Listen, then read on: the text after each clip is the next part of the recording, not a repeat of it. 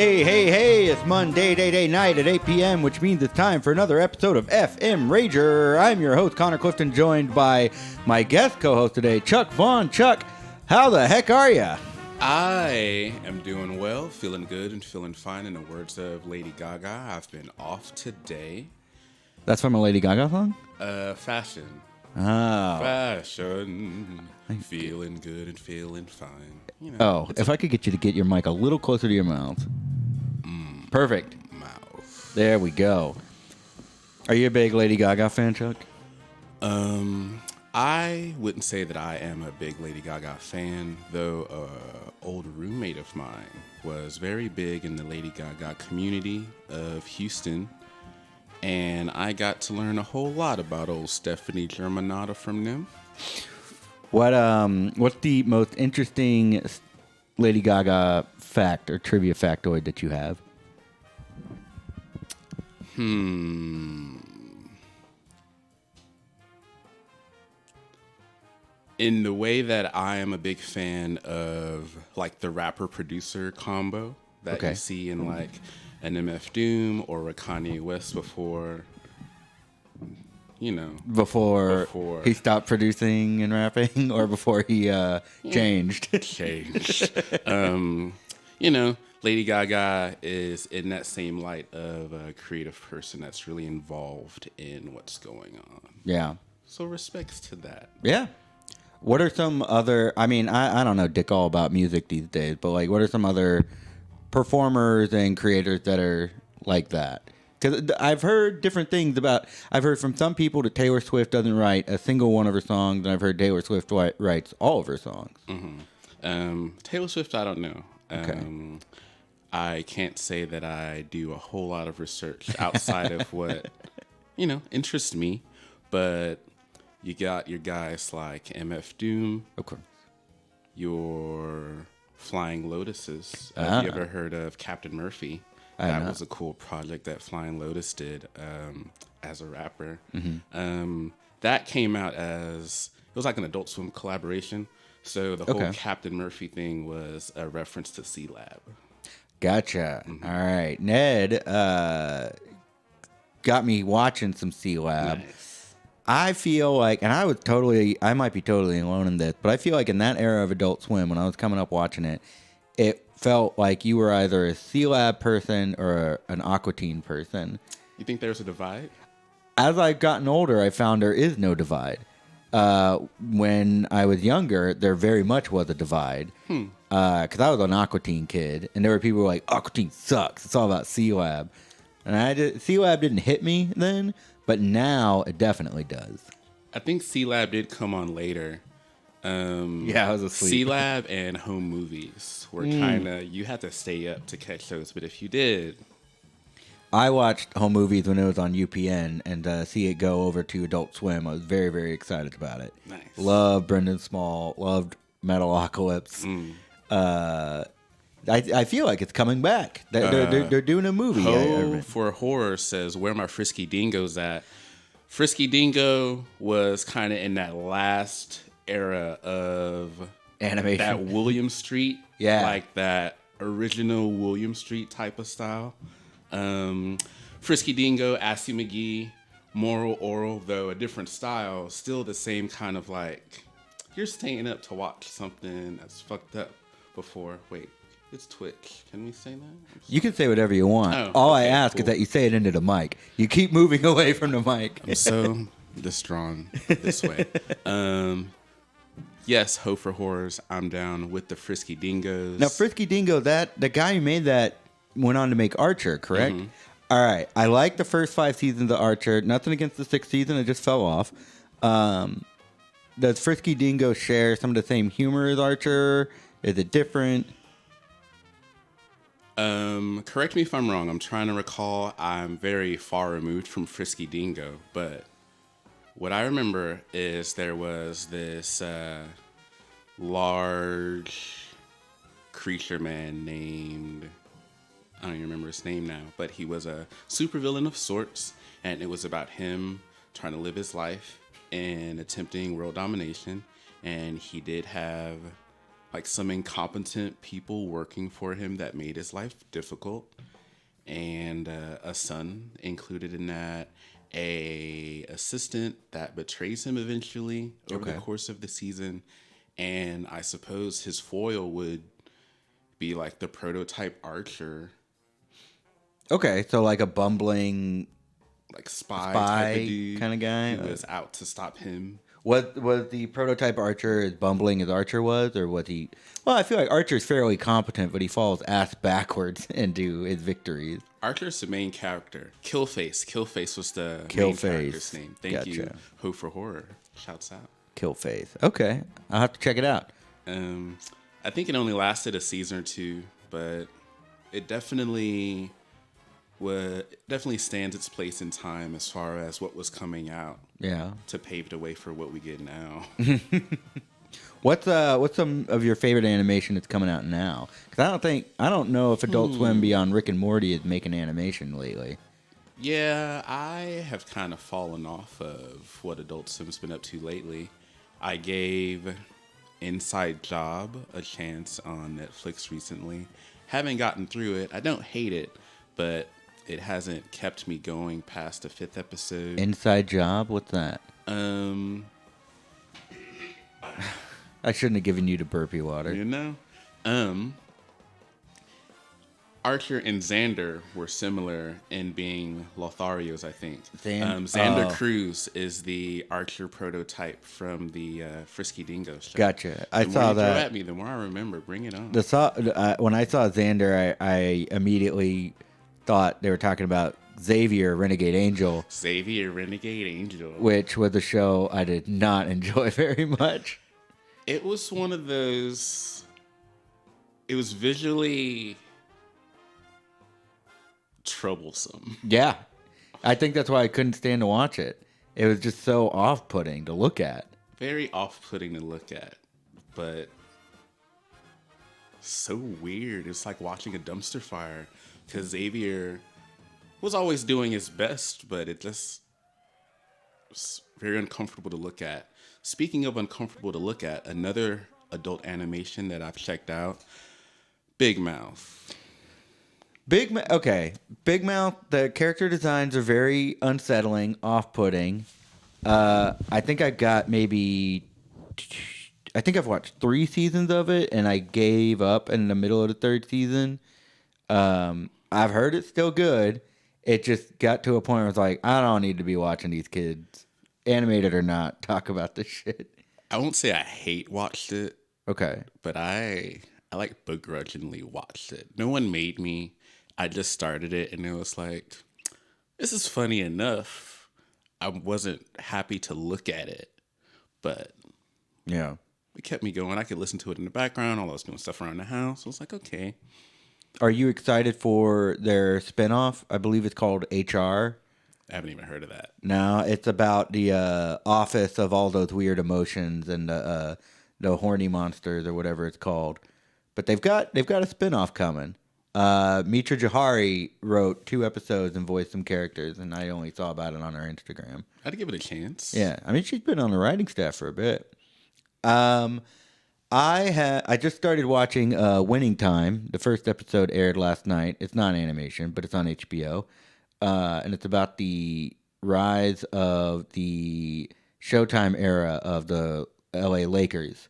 And it starts with it opens with the, I don't even want to say anything because it might be a spoiler if you don't know anything about this team. But it's a very mysterious scene of a man leaving a doctor's office and his friend being very sad. And then it cuts to that man. It is Magic Johnson, and he is being courted by Dr. Jerry Buss, who recently bought the LA Lakers. Played by John C. Reilly. Will Ferrell wanted the role so badly that he and Adam McKay are no longer friends because Adam McKay cast John C. Reilly. Wow. And after watching it, I can definitively say Will Ferrell would have sucked at that role. John C. Reilly nailed it. Will Ferrell would not have done a great job. If you are watching Winning Time, or if you have any thoughts on it, please sound off in the chat. As for animation, man, I just keep watching The Simpsons. I'm rewatching Futurama, getting excited for that revival now that John DiMaggio is going to be in it again. So that's legit? That's legit. All right. They reached a deal. He's going to be in it because you can't have it without Bender. Yeah. And you can't have Bender without John DiMaggio. So we were talking about some animation earlier before we started recording. Oh. You were talking about, I don't know what it's called, but it's the anthology animated series about the boys. The Boys, Diabolical. What can you tell me about that? I like it a lot. Like I mentioned earlier, I have some strong opinions about episode 5, but ultimately I think it's just not my type of humor. The first 6 episodes are funny. The 7th episode, written by Andy Samberg, brought me very close to tears. And in the 8th episode, was also very good, but not as funny as the first 6. Okay. So you did watch the entire series? Yeah. It's like 8 episodes long, only 14 minutes per episode, including the credits. So it's something that you can get through on your off day morning pretty easily. Yeah, they did a really good job of doing different styles. Seth Rogen, wrote the first episode. Justin Rolade from Rick and Morty did the second episode, and that is in the Rick and Morty art style, which threw me off for a second, but was cool, like a little nod to what they do. The only other writers that I remember are Awkwafina for episode 5, Aisha Tyler for episode 6, Andy Samberg for episode 7, and the original writer, Garth Ennis, for episode 3, which is an adaptation of a comic arc. Aisha Tyler, also an archer. Ooh, yeah, that's right. Yeah, I remember that. Who did you play? Lana? Mm-hmm. Yeah. Lana, that's how you get ants. That's the line I remember the most. Okay, so that's TV talk. TV talk. We normally open the show up with "How was your freaking weekend?" So Chuck, let me ask you, how was your freaking weekend? Well, this is my freaking weekend right now, and it is going well. I really mostly cleaned a little bit, went to the store, sat on my couch, watched stuff, ate some food, watched more stuff. Nathan, for you for the first time. How you liking it? Liking it a lot. Yeah. Don't know how I missed out on it. What was the last episode you watched? Before I got here, I was watching the funeral home episode. Gotcha. Where they do the actors as friends of the deceased. Mm-hmm. That's a really good one. That is a very fun one. Was that? No, so you're in season 1. Very beginning, like 5th or 6th episode. Gotcha. All right. Yeah, the episode I wanted to talk about, season 2. I won't spoil it for you then. I'll let you know when I get there. But you watched the first one with the poop ice cream. Yeah. Was it poop or dog poop? Poop. So just, yeah. Now, as someone who doesn't like poop humor, how did that play for you? So I will say the effort that went into this, getting the company to make the poop flavor, actually producing the poop flavored frozen yogurt, and advertising it out there in order to get people to go to this yogurt place.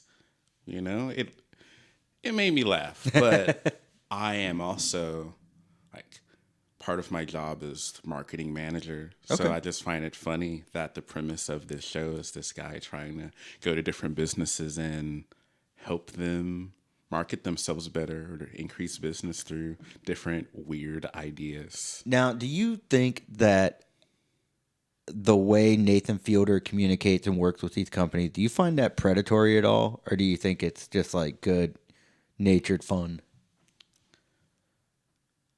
I don't actually know. Like, is it out there, like, how these connections are made? Do they send him a letter? Is it like Hotel Hell style, like Golden? It's pretty much all Craigslist. Nice. Yeah, so it's very, like, I think the reason they had to stop doing it is because he got recognized. And they're like, well, this is harder and harder.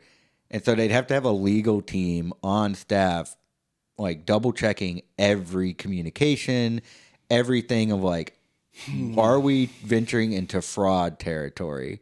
Are we venturing into things that could get us sued? But for the most part, it was just like these people responding to ads, being like, one, someone's going to help me with my business, and two, I'm going to be on a TV show about it.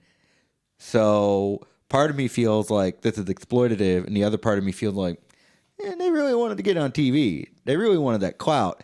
And so you can see whenever he pitches those ideas and they have that like hesitant face, they're like, fuck, I really want to be on TV though. And they go through with it. The one that I actually did feel a little bad for was the viral video lady, because that video, assuming like everything is true, at that point when the episode was put out on TV, had 6 million videos, and they never put the name of her petting zoo in it.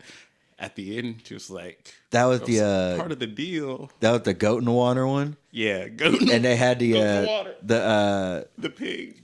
I don't know if it was PVC. Yeah, it was that and the animation of the pig flying and saving the goat, and that was really funny. There are, as you watch the show, you will see some things that you're like, oh fuck, I remember seeing this on Twitter. I remember seeing this on the news, only to find out it's a friggin' Nathan For You segment, and that's the most beautiful prank on me, I think. But I got a lot of thrills out of watching that one. Ho for Horror saying, oh shit, I've only seen a few episodes. I thought they were both in on it like two ferns. Nope. It is all very much real and unscripted. The final episode is like this 2-hour documentary called Finding Francis, where he helps a man reconnect with his old love. And it is some of the most enthralling television I've ever seen, because it's filmed during the 2016 election, and they do talk about the election, and it is just funny to see like some of the insight of this old conservative man. There's one scene where he's like, oh, Donald's gonna win. He's like, what are you talking about? He's doing terrible in the polls. Like, polls don't mean shit, man. And it aired in like 2018. So you're watching like, man, that old guy called it. It's very, very odd. We got Sweet JP. I'm going to wait. Ness. You're not getting me with that. Nathan's unbreakability is impressive. Yes. Sweet JP Ness. I highly recommend you go to YouTube and look up Nathan Fielder Laughing Yoga. That is a great segment and sketch, because he used to be on basically the Canadian Daily Show called 8 Minutes to this hour had 22 minutes, and he had a segment on it where he would go to different businesses, and so he does a laughing yoga segment, and it's some prime Nathan Fielder content. Absolutely hilarious. I don't want to spoil it for you, so I cannot discuss it any further. But Chuck, at the end of the show, you and I will watch it. I promise. Nice. So, some other things we wanted to talk about. We have both. So, I'll just give you one thing that happened on my freaking weekend. I pulled a muscle in my butt. Ooh. I was doing some manual labor. I swung a pickaxe into some dirt, and I did that for about an hour. Couldn't feel my hands. And the next day, my butt hurt a lot. Like, even now, like, you saw me limping around, and it feels okay to sit, but it really sucks to sit down. Like, the action of sitting the weight down. on it. Yeah. And so, like, going to the bathroom has been a whole nightmare.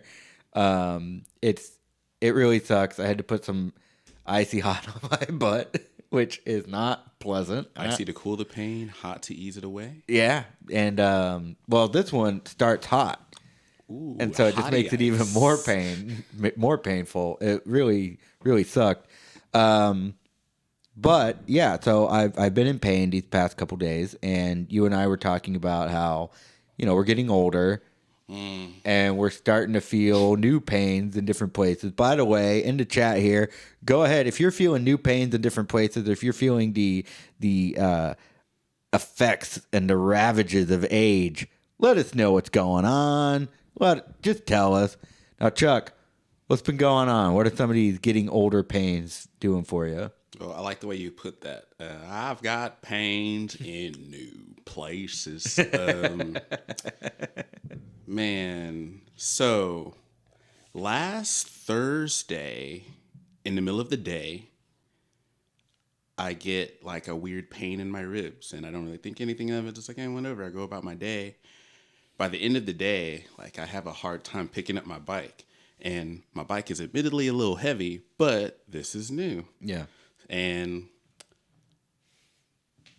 it hurt a little bit to breathe deeply. My ribs were sore in a way that was kind of hard to explain. It's like, my bones, man, my bones are aching, like the inside of my bones. Ew. Yeah, so I've been dealing with that for a few days. Part of why I've spent so much of today just relaxing, because maybe I've stretched something out too much, riding my bike every day, who knows? So wanted to take a day to just chill, but you know, as we do with the power of technology, we find ourselves doing the old anxious Googling. So a few of the things that I'd seen that were kind of in line with what I've been feeling have had symptoms like heart attack like pains. And I'm like, bro, I don't know what a heart attack feels like. Yeah. It hurts, but I'm not going to sit here and say this feels like a heart attack because I really don't know. Yeah, in your ribs. Yeah. Oh, my lower heart. Yeah.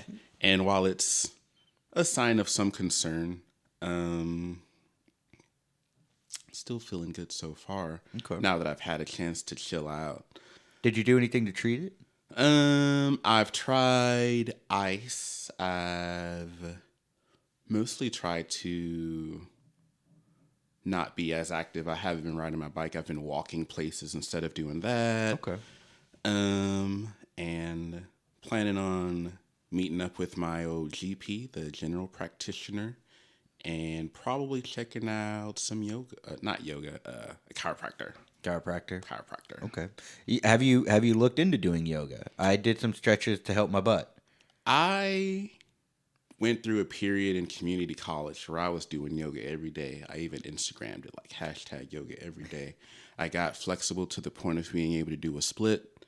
Ooh. And then got to the point where I had so many jobs, I just dropped things like yoga in the paper chase. Man, that's out of everything you drop, let's drop the one thing that reminds me to be mindful and present. Oh, well. All right, looking in the chat here, we got some complaints from you old timers. We've got K Rager saying, sometimes my left wrist will hurt and I don't know why. Ooh. K Rager, is someone who makes collages? Are you using left-handed scissors?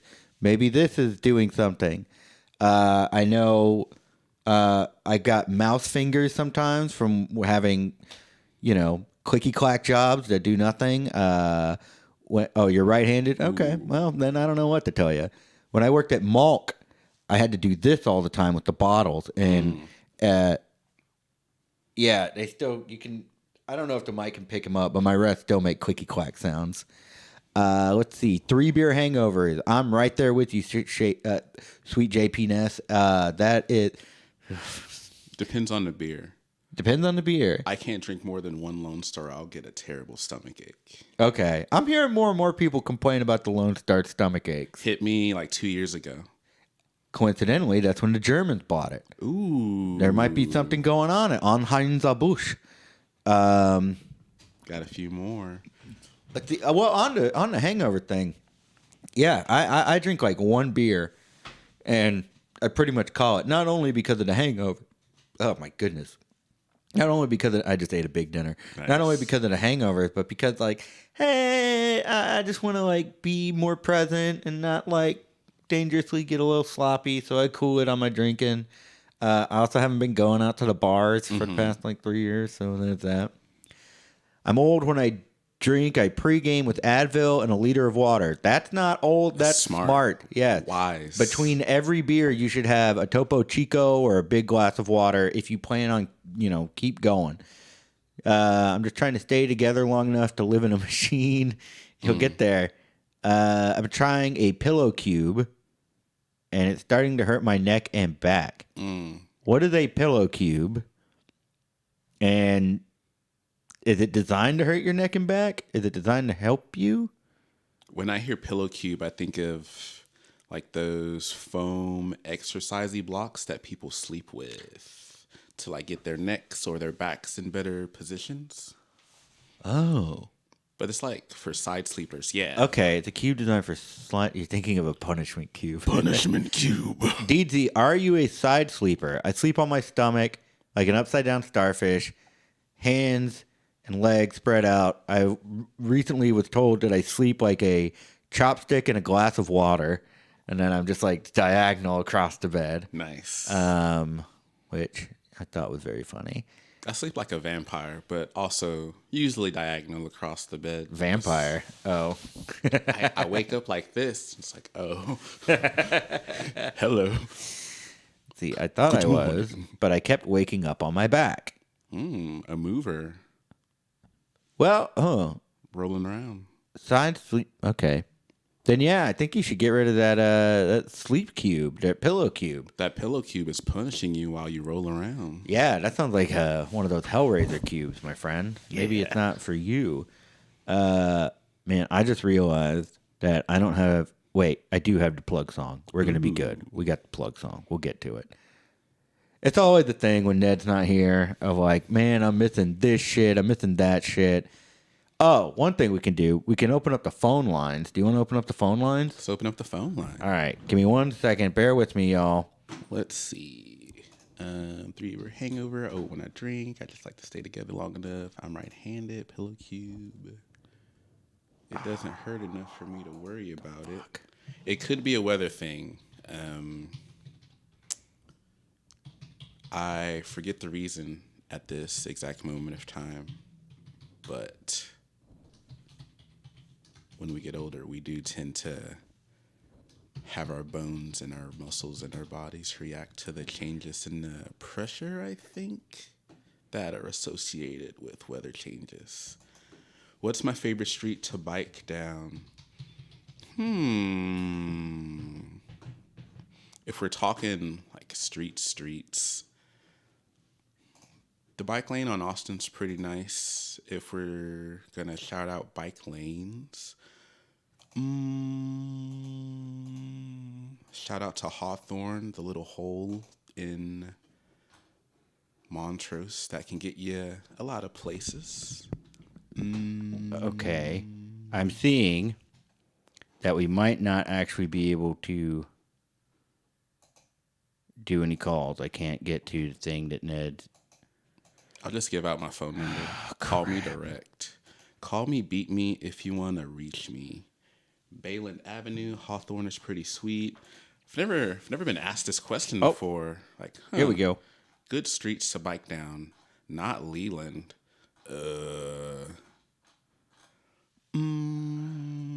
Leland's not a good one? That's the telephone one, yeah? Yeah, Leland on this side. Leland on this side is better than Leland on the other side of the Columbia Tap because you lose the bike lane and there's going to be cars parked on both sides of the road. The phones Spring Street are if you want to get hit by a car. Open. Spring Street's pretty bad. I always hate that the Elgin to Lockwood transition underneath the freeway over there. Like, you see more than a handful of white crosses put up there in the 8 years I've lived in this area. So it's very, I almost got hit. Man. And then not only that, but the guy yelled at me when he was in the wrong. Yeah. That happens too much. You get a lot of those interactions. Alabama and Shepherd. Hey, I'm down for this to become a anti-car stream. Well, here we go. What pisses you off that drivers do when you were riding your bike? Holler, call in, let us know. Yeah, but what about you? Oh, what pisses me off? You know, you're the cyclist. I don't ask for a whole lot. Just get off your phone and pay attention to the road because really, not everybody that's driving is the anti-cyclist angry person. A lot of people are just trying to multitask. Yeah. And as I get older, I realized like how much I took advantage of my youth, I suppose, and my ability to process multiple things at once and just do them all. But now I gotta slow my roll and really give delicate attention to a task or two.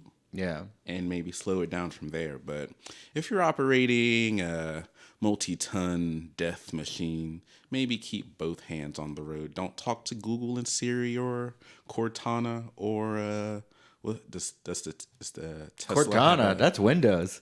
You know, Windows phones are still out there. What? If Windows phones are still out there, give me one. Well, I maybe love not Windows phones, but like Windows computers. Okay, yeah. Laptop in the car. You do get the folks that really just don't want you on the road and will yell at you and say, "Get on the sidewalk," without really realizing what they're saying. And then you look at the sidewalk and it's just like jutted angles and trees coming out of it. Well, even that, if you just want to make the semantic argument, "Get on the sidewalk, I'm not walking." Like, that's true. eh. That's true. There are some areas that admittedly have sidewalks that were designed for both people to be able to walk and bike. A lot of those are usually bike trails like the Columbia Tap or what you're seeing like around the Heights and things like that. But for the most part, if you're riding around downtown or a regular old neighborhood, if it does have a sidewalk, there's certainly not enough space for two people to pass and not one person have to get on the grass. But, you know, in those brief moments at a stoplight or when someone's passing you or trying to roll coal or whatever, you don't have the opportunity to really make a concise argument. So instead, you like flip them off or eventually like catch up to them, because that's one of the fun things about it is someone will get mad at you, pass you up, get to a stoplight, and then I'm just right there again. And if you really want to insult them, do the old California roll. You run the red light. And then they're like, no, he got past me. I cannot fathom that you're saying this. You are a cyclist.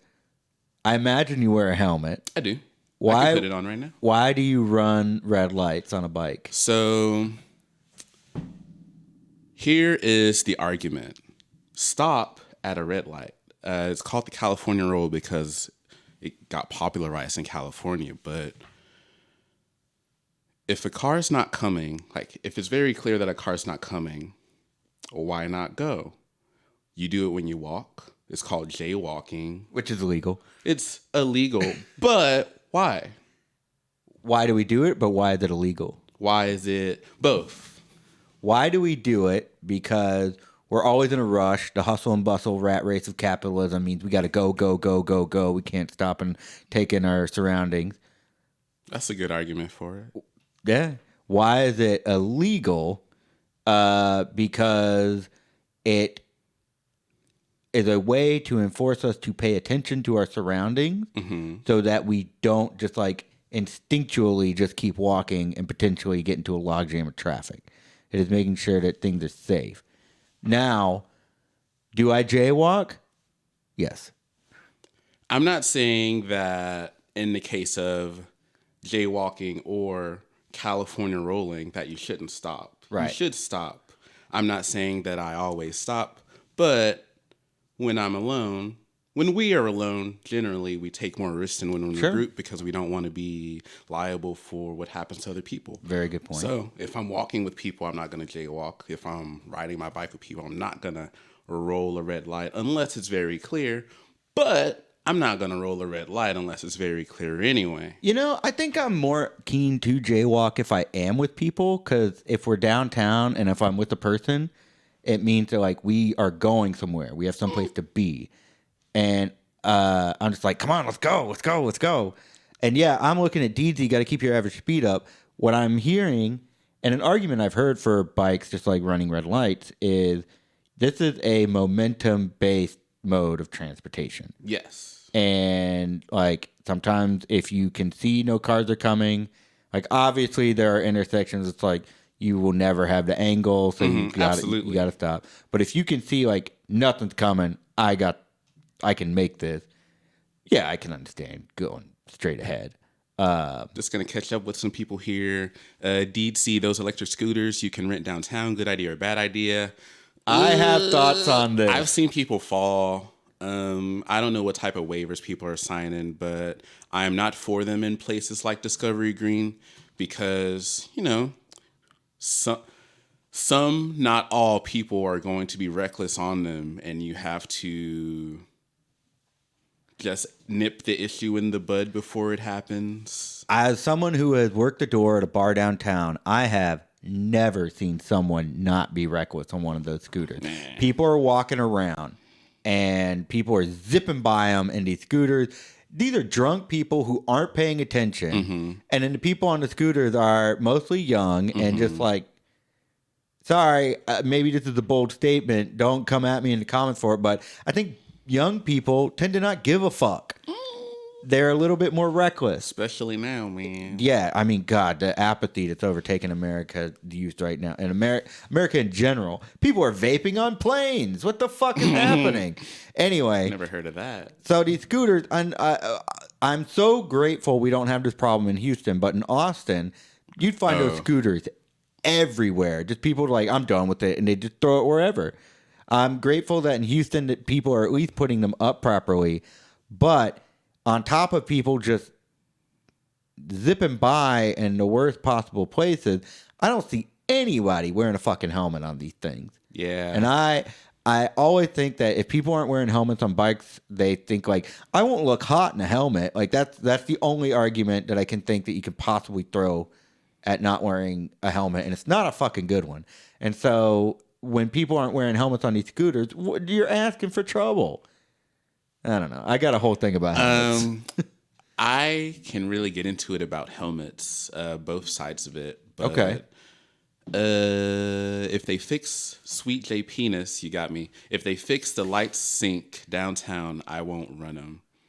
All right. Netherlands has scanners for the bike lanes for the lights. So there are some streets in downtown like San Jacinto that have really good sinks where you will get consecutive green lights. And ideally, that's how all lights would work. Also, ideally, there would be some sort of sensor or scanner on a bike lane because riding a bike is something that relies on momentum, and it's not the biggest deal, but it's a little inconvenient to get caught at a bunch of red lights and have to stop on your bike a whole lot.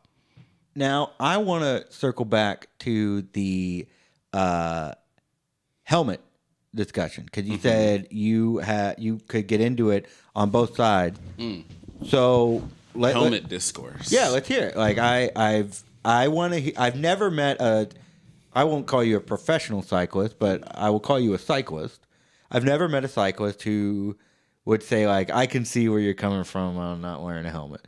So can you see where people are coming from on not wearing a helmet? So with the helmet discourse, it comes to this. A lot of times, like I wear a helmet. I wear a helmet most of the time. I would say 93% of the time I wear a helmet. Okay. It's for a very dumb reason that I wouldn't, admittedly, but I'm not going to sit here and say 100% of the time, but absolutely over 90% of the time. However, you have to acknowledge the fact that if I'm riding my bike and someone hits me, that helmet isn't going to make like all of the difference in the world. It can, and that's why it's there. The possibility that it can prevent a traumatic brain injury. But what about a traumatic body injury from getting smashed by so many pounds of steel and metal? Okay. Like, what does it matter if my brain is safe if the rest of my body is destroyed in a collision? You can still play chess against a villain in a jar. I mean, if you log me into the metaverse, I wouldn't like that. Put me in Habbo Hotel. Habbo Hotel like a real one. What's a Habbo Hotel? Is this like an anime thing? Habbo Hotel, Second Life, VR chat like the original metaverses. I wear those Korean full body airbags. That's what's up. And you see gimmick helmets that like have airbags on them, but ultimately, like, especially the way people drive in Houston, really, like, if I get hit, like, Yeah. and it's kind of the reality that you have to think about. So, if I'm hearing you right, it feels like a lot of people are mistakenly equating them to seatbelts in terms of like the protection that they provide. Yes. Okay. So if let's take away getting hit from the equation and say I hit a pothole. If I hit a pothole, that would be like the closest comparison you can make to a seatbelt, except unless I'm clipped in at my feet or I really hang on to my handlebars, I'm flying off the bike. That's probably preferable to landing with the bike and having the bike hit me in some way anyway. But in that moment, you have a better opportunity to like maneuver your body in such a way to where you protect yourself and you can curl up and do what you need to do to make sure that you hit your helmet instead of your head and things like that. But having to acknowledge that there is a larger creature on the food chain, the ecosystem being the road, trucks, cars, etc., and being mindful around them. You as a person that's not in a car on the road, be it on a scooter or a bicycle or walking, we oftentimes have the blame shifted onto us when those ghost spikes get put up or you see a memorial on the corner. Even in the way that the news is presented, it's not given the proper strength to what's happened because someone was negligent, and most of the time it was the person driving the car. Yeah. And it's like recently someone hit a person and left and then returned to the scene of the crime because they felt bad and they're out on bail or something. It's like, it wasn't malicious, but it happened. It's still manslaughter, but it's taken a really long time for these types of things to be called manslaughter to begin with. Yeah. What was it called beforehand? I don't even remember. It only became, I want to say last year, if not the last 2 years, actually a stricter charge if you were to hit someone walking in a crosswalk, like in the middle of the street. So if you run a red light or a stop sign in a case like that while someone's walking, before it was the fault of the person walking, regardless of what was happening. Now you can actually get charged for it. Damn. I lived in the country in Louisiana and never really rode a bike, and now I'm too scared to learn because Houston's scary. There are places where you can comfortably get used to riding on the street, but it is something you have to get used to. Cars whizzing by you at freeway-like speeds on regular neighborhood roads. I feel like the Heights would be a pretty nice. The Heights is one of the more bikeable areas of the city. Downtown Houston is getting better. Or near Black Hole, like that whole Montrose. Yeah, museum district area of Montrose. Yeah, cross the bridge, get over there. Sunset Boulevard over there by Rice University. All of that. I know I had when I first got my bike here living in Houston. I went to I lived closer to Montrose, and I would bike all over that museum district area and that Sunset Boulevard. And then when I moved over here, where the roads are not taken care of, I suddenly had to get my bike tires realigned. That's quite money, often. Baby. Yeah, and so I've had to put my city bike away and use it as my stationary bike, and now I'm in the need for like an actual kind of road bike. Well, if you're looking for a road bike, Edo Bike Co. Yeah, your bike shop. I might have to get it. Well, I'll save it for the plugs. Save it for the plugs. Westview cops will give you a DUI on a bike. Now, on that, do you think that's fair? I think it's... Because I see a lot... I know there are a lot of drinking bike groups. If someone's a menace, absolutely. Know your limits and take care of yourself. That's really where I end with that. Okay. I don't think they're... I would laugh if I saw someone on a bicycle be breathalyzed, but if they are like a threat to themselves or people around them, then absolutely throw them in a drunk tank until they're good. Okay. Or give them a ride home and a ticket. I don't know.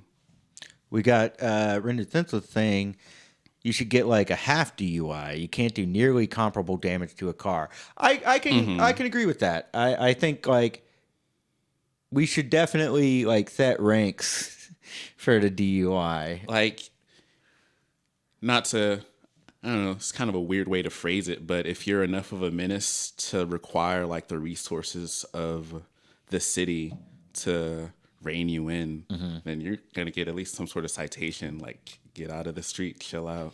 Yeah. But on that, and on DZ West U cops point, I have a feeling those West U cops are just West U. Yeah, I'm not gonna. Yeah. That's less of like we had to get the city out here, and more just like there's so many there. Neighborhood patrol. Yeah, and they're just like, oh fuck this guy. See, I talked to someone at Kicking Kombucha about their bike recently. It was a sequel, which I was thinking would be a good fit for me. I don't know anything about that. Chuck, can you comment? That might be a brand. It might be a model of a brand. I can't say I'm familiar. I'm a bad bike person. I ride them. I'm still learning how to fix them good. What kind of bike do you have? I have a Tomoso Japanese city bike or road bike. I have a Surly Crosscheck, and I built it last year. You built your bike? Mm-hmm. So you bought the frame and all the parts, or what'd you do here? Mm-hmm. Just like that. Okay, cool. Do you feel more bound to your bike, like it was your horse in the Old West? Bound, fallen in love. Honey. Would you recommend that people buy their own bikes or build their own? That would depend on the level of commitment that a person is willing to put in. Because I have been a person without a car for about 8 or 9 years. And I had one, came to a point where it was a very terrible car, broke down on the side of the road. They'd recently started the Houston Safe Clear program with the Houston police, where if you are incapacitated in a vehicle on the side of the road, they will tow you. And at that point in time, I only had enough money to get towed to like the next exit, which was Baybrook Mall, because I lived in Nassau Bay at the time. And ultimately, I had a mobile mechanic lined up, and we were supposed to go get the car and check it out and everything. He stood me up like 2 weekends in a row, and the fees at the impound on the car were more than I originally paid for it. So I just said, screw it. So I kind of got boned, but I realized after the fact how like anxious the activity of driving made me. Like I had a really lead foot. I was just always stressed out and rushing to get somewhere when I was driving. So that has definitely been a nice change of pace in my life. How has biking made your commute less stressful? Okay, maybe not. Well, it's a different type of stress. It is a less destructive type of stress, I feel like. Okay. Yeah. Don't know if that even makes any sense. Well, no, because I'm trying to think. Like I've, as I mentioned earlier, somebody almost hit me underneath 45, and they yelled at me. I yelled back, but I definitely, when I'm driving, even in no traffic, peaceful times, I'll get stressed out or feel like I got to get there faster. And with a bike, there's only so fast I can go. Mm-hmm. So you can't really get that stress unless you plan poorly. Unless I plan poorly or unless people are acting wild. That too. Yeah, but for the most part, I feel, as long as the weather's nice, I'm like, ooh, this is nice. In a car, I'm just like looking at my gas the whole time, and, Alex Jones is pissing me off on the radio or something. I don't know. Summer Houston biking is rough. Yes, it is. Oh, yeah. I physically am unable to do it. So when people are like, it's nice out, come for a bike ride, I'm like, oof, you missed that 1 month window. Just wear the shorts and tank tops.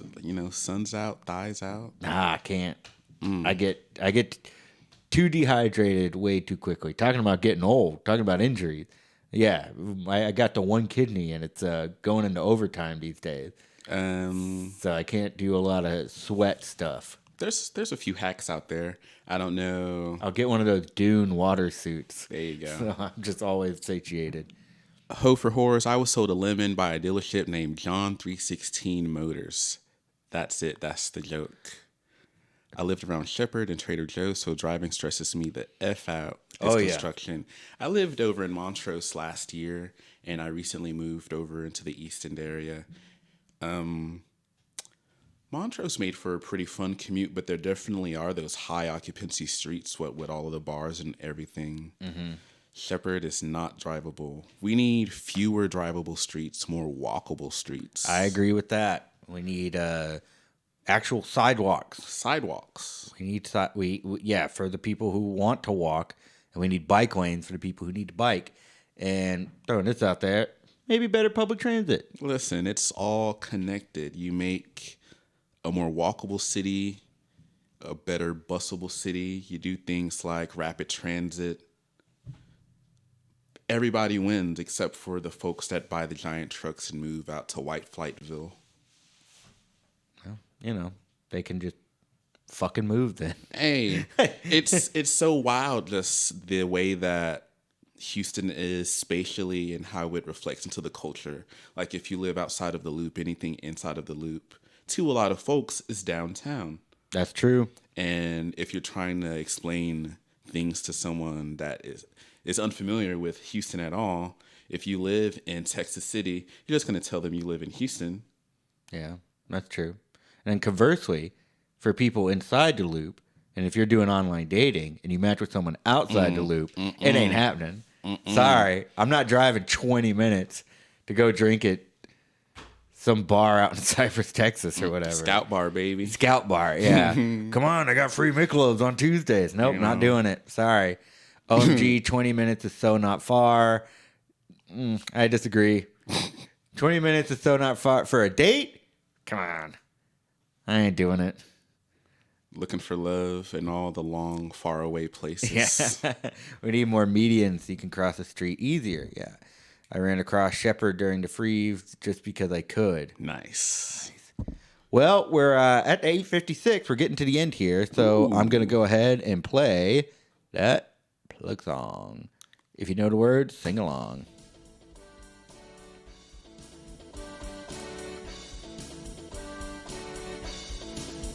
I want a new plug. Tell me what's going on. Tell us all the stuff you're doing after I sing this song. Chuck, what do you have to plug? So I do work at a bike shop, the best bike shop in town, Edo Bike Co.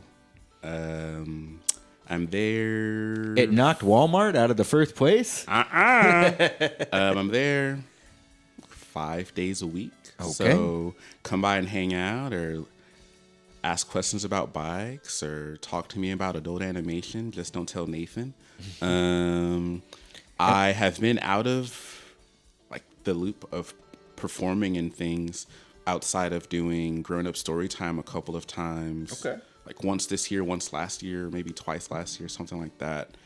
I am going to start back going to comedy sports practice. Hey. Like dip my toes back into the improv world. All right. I did a little bit of improv at Station.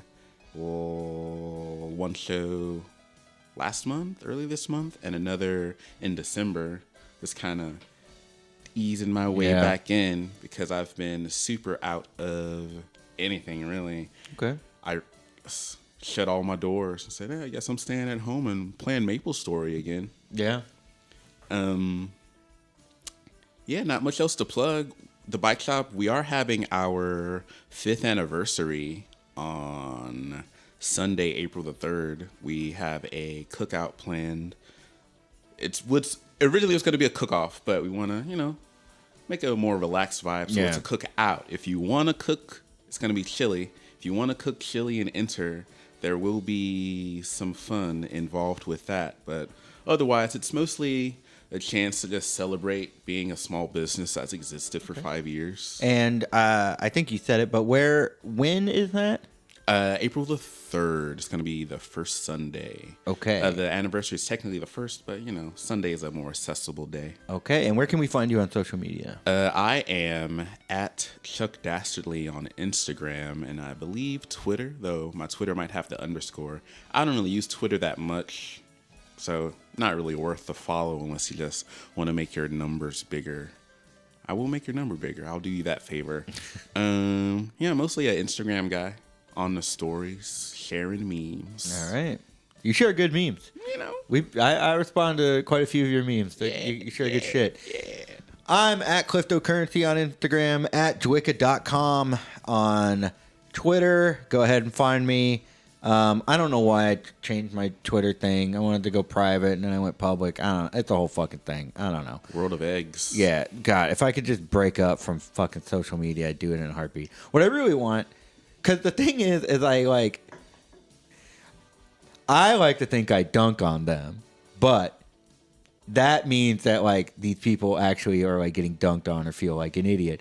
I like to dunk on local reporters because I think they kind of do some dumb shit. Who's your favorite local reporter to dunk on? Do you have one, or is it just rapid fire? I have two. Ooh. And they're both with ABC 13. There's, I don't know if I want to say this. We can go talk about it after. I mean, fuck it. They're not going to watch it. And, because I used to have to interact with her. And then there's one, I don't know if they're still at ABC 13, to be honest, because I haven't seen them post anything in a long time. But they had some. Anytime they reported on marijuana, it was very, very clear that like where they stood.